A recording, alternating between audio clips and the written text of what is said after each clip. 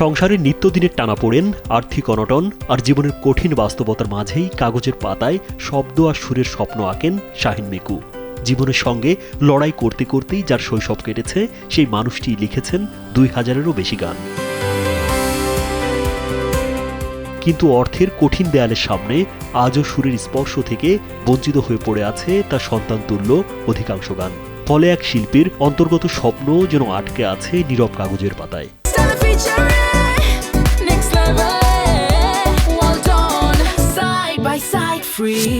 শাহিন ভাই আমার পাশের ফার্মেসি দোকানদার, উনি একজন পল্লী চিকিৎসক।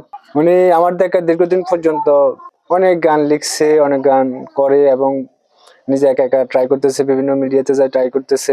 উনি প্রায় 2000-এর উপরে বেশি গান লিখছেন।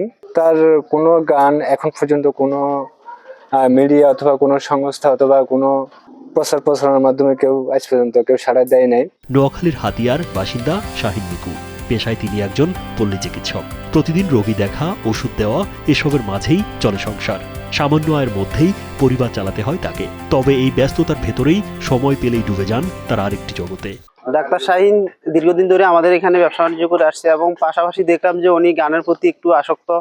কখনো তিনি গান লিখেন এবং কখনো সুর করেন, কিন্তু তার যে অনেকগুলো গান আমি দেখলাম, গানগুলো অর্থনৈতিক কারণে গানগুলো রিলিজ হইতেছে না, অথবা উনি যদি সরকারিভাবে কোনো সাপোর্ট পায় বা কারো সহযোগিতা পায়, হয়তো বা তার গানগুলো রিলিজ হবে। শাহিন মিকুর গান লেখার শুরু 8ম শ্রেণীতে পড়ার সময়।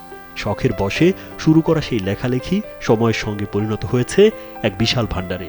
সমাজের নানা বাস্তবতা, বাল্যবিবাহ, শিশুশ্রম, মানবিক সংকট, প্রেম বিরহ, জীবন সংগ্রাম, এসব বিষয়ই উঠে এসেছে তার গানের কথায়।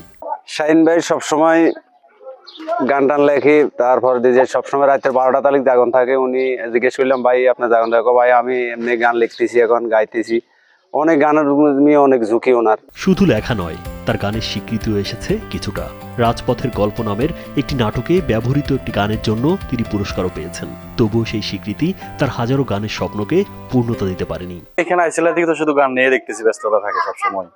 এই ফার্মেসি করে, ফার্মেসির ফাঁকে ফাঁকে যেটা গান নিয়ে সবসময়। গানগুলো সুর করার চেষ্টাও করেছেন তিনি। জনপ্রিয় কয়েকজন সুরকার তার কিছু গানে সুর দিয়েছেন বিনা পারিশ্রমিকে। তাদের মধ্যে রয়েছেন সুরকার হাবিব মোস্তফা, অমিত চ্যাটার্জি ও জোবায়ের সুমন। এ পর্যন্ত মোট 9টি গান সুর পেয়েছে। কিন্তু 2000-এরও বেশি গানের তুলনায় এই সংখ্যা যেন সমুদ্রের মাঝে এক ফোঁটা জল।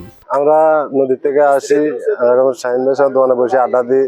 ওনার গানটা গায়ে খুব ভালো লাগে আমাদের কাছে। অধিকাংশ সুরকারই পারিশ্রমিক চান, যা শাহিন মিকুর পক্ষে বহন করা প্রায় অসম্ভব। ফলে সুরের স্পর্শ না পেয়ে তার অসংখ্য গান পড়ে আছে কাগজের পাতায়, যেন প্রাণহীন। আমি গান লিখি 1998 সন থেকে এখন পর্যন্ত। আমার গান আছে প্রায় 2200।